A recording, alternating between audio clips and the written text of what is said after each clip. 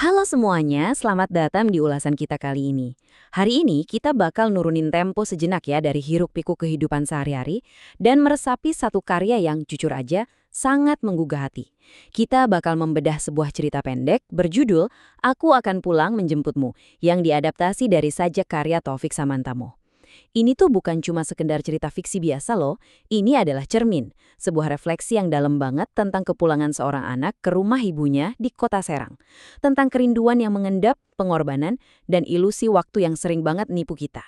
Jadi tarik napas dalam-dalam, lepasin dulu beban di pundak Anda, dan mari kita resapi bareng-bareng makna di balik setiap kata dalam karya ini. Oke, mari kita bedah ini bareng-bareng. Coba dengerin baik-baik ya. Kita sering yakin bahwa waktu masih panjang, padahal kalender diam-diam bekerja seperti pencopet. Wow, kalimat ini benar-benar pukulan telak buat kita semua. Berapa sering sih kita nunda sesuatu karena ngerasa, besok kan masih ada waktu. Kita ngerencanain kapan mau pulang, ngerencanain pelukan, ngerencanain ucapan terima kasih. Seolah-olah kita ini punya kendali penuh atas waktu. Padahal kenyataannya, waktu itu dengan diam-diam merampas momen-momen berharga dari saku kehidupan kita. Kutipan inilah yang bakal jadi fondasi emosional dari seluruh perjalanan yang kita bahas hari ini. Nah, ini ngebawa kita langsung ke bagian pertama, perjalanan pulang ke Serang. Sebuah perjalanan menuju masa kecil. Bayangin deh, jalanan kota Serang di sore hari.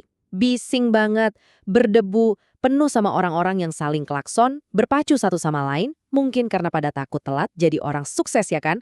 Ini tuh realitas dunia luar yang keras dan penuh tuntutan. Tapi, coba kontraskan dengan rumah masa kecil sang tokoh utama. Rumah ini seolah enggan digusur oleh waktu. Catnya udah pudar, pagarnya sedikit berkarat, tapi nawarin kedamaian yang benar-benar absolut. Ada suara angin di sela genting, wangi tanah selepas hujan. Pas sang protagonis menembus debu kota, dia sadar satu hal yang luar biasa. Di jalanan yang sibuk itu, cuma dia satu-satunya orang yang melaju menuju sesuatu yang gak akan pernah bisa dibeli dengan kesuksesan finansial apapun, yaitu seorang ibu. Tapi pertanyaannya, kenapa sih perjalanan pulang ini sering banget kerasa berat dan sayangnya terlambat? Mari kita masuk ke bagian kedua, waktu, jarak, dan kesibukan. Kita ini sebagai orang dewasa, sadar nggak sadar suka banget ngebangun dinding pemisah antara diri kita dan orang-orang yang paling kita cintai. Dinding itu kebangun dari apa coba?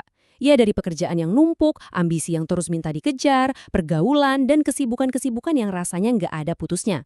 Tokoh di cerita ini ngakuin kalau kota-kota lain tuh udah menelan dia bulet-bulet dengan urusan yang nggak pernah selesai. Kita sering banget mikir hal-hal ini tuh yang paling penting dalam hidup. Tapi ironisnya, justru kesibukan inilah yang bikin kita lupa sama apa yang sesungguhnya benar-benar penting. Kerinduan itu akhirnya cuma mengendap jadi kerak di dada, terkubur gitu aja di bawah tumpukan jadwal dan deadline. Dan ini dengan sangat brilian menggambarkan tragedi komunikasi antar generasi yang bikin patah hati. Coba lihat perbedaannya. Di satu sisi, seorang ibu merindu secara tradisional. Beliau duduk sendirian tiap sore, mandangin jalanan depan rumah, berharap ada sosok yang muncul dari balik tikungan. Beliau merawat kerinduan itu dengan nyebut nama anaknya waktu lagi ngobrol santai sama tetangga. Nunggu itu udah jadi rutinitasnya. Terus, gimana cara sang anak ngebalas itu? Sang anak memendam rindu dengan cara menunda. Membalas rindu cuma lewat kalimat penenang dan sebuah janji, iya sebentar lagi. Sebuah janji yang sedihnya seringkali dibayar dengan keterlambatan. Lalu, tibalah kita di momen ketika penantian panjang itu akhirnya usai. Bagian ketiga, senyuman dan pengorbanan ibu. Pasang anak akhirnya buka pintu, dia disambut oleh kesunyian yang lumayan mencekam. Cuma ada suara jam dinding yang berdetak keras dan kursi kayu yang berderit.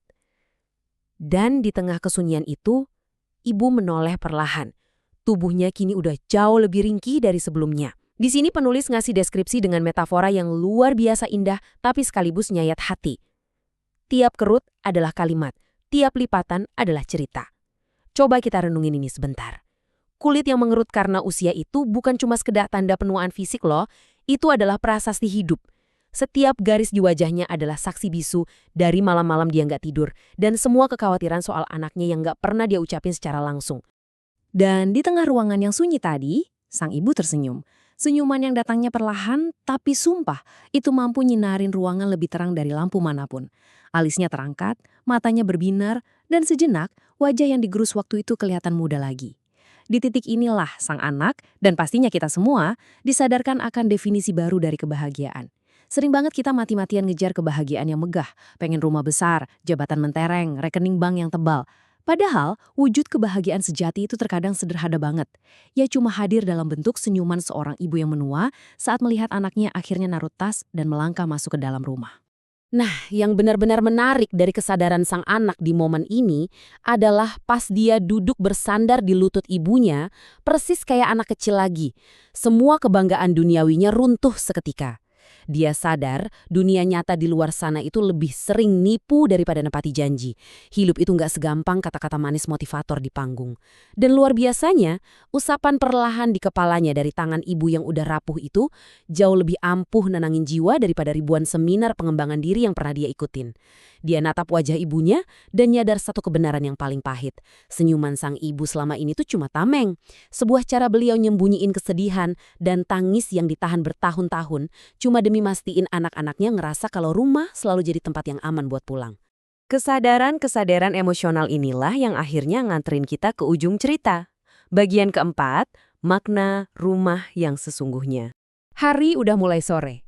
Cahaya jingga matahari terbenam pelan-pelan merayap masuk lewat jendela, nyorot rambut sang ibu yang memutih. Di momen itu, sang anak akhirnya meluk ibunya erat banget. Ada deskripsi fisik yang sangat kontras di sini. Tubuh dan tangan ibunya itu kerasa dingin, tipis dan rapuh banget, bagaikan daun yang lama nahan musim gugur. Tapi anehnya, pelukan itu justru memancarkan kehangatan yang luar biasa. Kenapa bisa gitu? Karena di tingkat yang paling spiritual, kehangatan itu bukan soal suhu Celcius, teman-teman. Kehangatan adalah tentang siapa yang memeluk dan siapa yang dipeluk. Di luar sana langit perlahan mulai gelap, suara azan maghrib berkumandang, burung-burung pada terbang pulang ke sarangnya. Alam semesta seolah ikut nyambut kepulangan sang anak. Jadi, poin krusial yang mengikat seluruh inti filosofis dari kisah ini adalah seorang ibu tetap menjadi rumah, meski tembok rumah itu mulai retak di sana-sini. Waktu emang rubah banyak hal. Wajah kita berubah, cara kita ngomong berubah, ritme langkah kita juga nggak sama lagi. Fisik sang ibu pun perlahan melemah, persis kayak tembok rumah tua yang mulai retak dimakan usia. Tapi esensinya, nggak pernah bergeser 1 inci pun. Ibu adalah rumah sejati. Satu-satunya tempat di mana kita bisa ngelepas semua topeng kedewasaan yang berat itu dan berani kembali jadi anak kecil yang rapuh. Karena kita tahu kita selalu aman di dalam pelukannya. Di penghujung cerita ini, sang anak akhirnya berbisik pelan di telinga ibunya. "Aku pulang, Bu." Dan sang ibu cuma ngerespons dengan nepuk bahunya pelan. Karena bagi seorang ibu, sejauh apapun anaknya udah merantau pergi, kalimat itulah kabar paling indah yang pernah ada di dunia. Sekarang, setelah kita ngelewatin perjalanan emosional ini bareng-bareng, setelah kita lihat persis gimana kalender itu diam-diam mencopet sisa waktu kita, saya pengen ninggalin Anda dengan satu pertanyaan simpel tapi sangat mendalam. Kapan terakhir kali Anda bilang, "Aku pulang" kepadanya? Jangan nunggu sampai kalender ngambil semua sisa waktu yang Anda punya. Berhentilah menunda. Pulanglah. Teruslah membersamai karya-karya hebat lainnya, dan sampai jumpa di ulasan kita berikutnya.